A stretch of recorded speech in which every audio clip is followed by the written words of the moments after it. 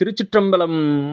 அருள் தரும் சிவகாமி அம்மை உடனுரை அருள்மிகு கைலாயநாத பெருமான் திருவடிகள் போற்றி போற்றி. எம்பிரான் கச்சியப்பு சிவாச்சாரியார் திருவடிகள் போற்றி போற்றி. கந்தபுராணத்தினுடைய 171வது பாடல், திருநகரப்படலத்தினுடைய 25வது பாடல் நம்முடைய சிந்தனைக்கு.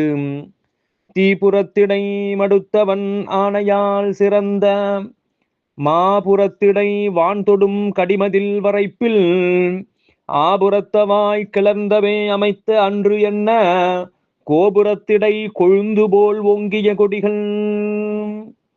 தீபுரத்திடை மடுத்தவன் ஆணையால், அங்கே முப்புரங்களை தீயினால் எரித்த சிவபெருமானுடைய ஆணையால், அவருடைய உத்தரவுப்படி சிறந்த மாபுரத்திடை, சிறந்து விளங்கக்கூடிய இந்த காஞ்சி மாநகரத்தில் வான்தொடும் கடிமதில் வரைப்பில், இங்கே விண்ணை முட்டும் அளவு வளர்ந்து இருக்கக்கூடிய இந்த திருமதில் சுவர் ஒரு மலை போல் இருந்து ஆபுரத்தவாய் கிளர்ந்தவே அமைத்த அன்று என்ன, அங்கே இருக்கக்கூடிய அந்த கோபுரங்களில் இருக்கக்கூடிய கொடிகள் அந்த நகரம் தோன்றிய காலத்தே தோன்றியது என்ன, கோபுரத்திடை கொழுந்து போல் ஓங்கிய கொடிகள்.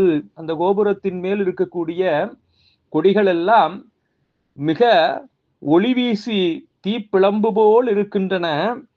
அது இறைவனுடைய ஆணையால் இந்த காஞ்சி மாநகரம் ஒன்று அதனுடைய திருமதில் என்று உருவாக்கப்பட்டதோ அன்றே இந்த கொடிகளும் இருக்கின்றன என்னும்படியாக மிகச் சிறப்புடையதாக வானளவு உயர்ந்து இருக்கின்றன என்று அங்கே திருமதிலும் அதிலே இருக்கக்கூடிய கோபுரங்களிலே உள்ள கொடிகளினுடைய சிறப்பையும் நமக்கு எடுத்து இயம்புகின்றார் கச்சியப்ப சிவாச்சாரியார்.